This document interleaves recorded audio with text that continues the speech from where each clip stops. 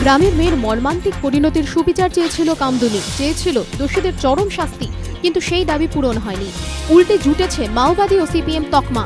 রাজ্যের প্রশাসনিক প্রধানের উপর আস্থা হারিয়ে সোমবার দেশের সাংবিধানিক প্রধানের দ্বারস্থ হয় কামদুনি। রাষ্ট্রপতিকে দেওয়া চিঠিতে দোষীদের দৃষ্টান্তমূলক শাস্তির দাবি জানান গ্রামবাসীরা। গণধর্ষণ ও খুনের ঘটনার সিবিআই তদন্তের পাশাপাশি মুখ্যমন্ত্রীর মাওবাদী ও সিপিএম তকমা প্রত্যাহারের দাবিও জানিয়েছে কামদুনি। খতিয়ে দেখে পদক্ষেপের আশ্বাস দিয়েছেন দেশের সাংবিধানিক প্রধান। দাবি কামদুনির বাসিন্দাদের। উচ্চ মাধ্যমিক বই মামলায় আজও বেরোল না সমাধান সূত্র। অবস্থানে অনড় দুই প্রকাশন সংস্থা। সমাধান সূত্র বের করতে আরও একদিন সময় চাইল রাজ্য। 11 তারিখ মামলার শুনানির সময় আদালতের বাইরে সমস্যার সমাধান সূত্র খোঁজার আবেদন করে রাজ্য। সেই অনুযায়ী 12 জুলাই হাইকোর্টে অ্যাডভোকেট জেনারেল বিমল চট্টোপাধ্যায়ের ঘরে দফায় দফায় বৈঠকে বসে সংশ্লিষ্ট সব পক্ষ, কিন্তু বৈঠক কার্যত ভেস্তে যায়। এরপরই সোমবার মামলার শুনানির শুরুতে অ্যাডভোকেট জেনারেল বিমল চট্টোপাধ্যায় জানান, সরকার ও সংসদের তরফে দেওয়া সমাধান সূত্র মানতে চায়নি ওরিয়েন্ট ব্ল্যাক সোয়ান। পুরুষচোর আইনজীবীও সোমবার আদালতকে জানান, তারাও কোনো রকমের সমঝোতায় রাজি নয়, আদালতই যেন মামলার সুবিচার করে। এরপরই অ্যাডভোকেট জেনারেল সমস্যা সমাধানে আরও একদিন সময় চান আদালতের কাছে। বিচারপতি সঞ্জীব চট্টোপাধ্যায় আবেদন মঞ্জুর করেন।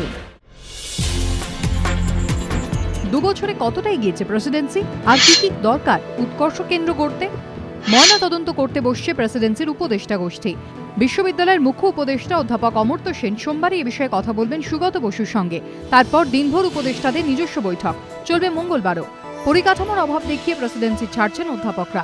এখনও তৈরি হয়নি বিশ্ববিদ্যালয়ের দ্বিতীয় ক্যাম্পাস, সেভাবে তৈরি হয়নি গবেষণাগারের পরিকাঠামো। এই পরিস্থিতিতে সামনের 3 বছরে কি কি দরকার তারই রূপরেখা ঠিক করতে অমর্ত্য সেনের পরামর্শ নিচ্ছেন সুগত বসু।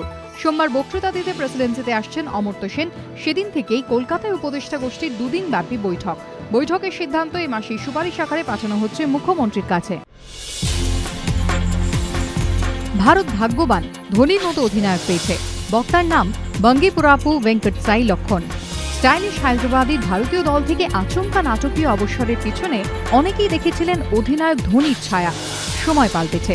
চ্যাম্পিয়ন্স ট্রফি, দেশীয় সিরিজ জিতে সাফল্যের শীর্ষে থাকা ক্যাপ্টেন ধোনিকে কলকাতায় এসে কর্নিশ জানালেন লক্ষণও।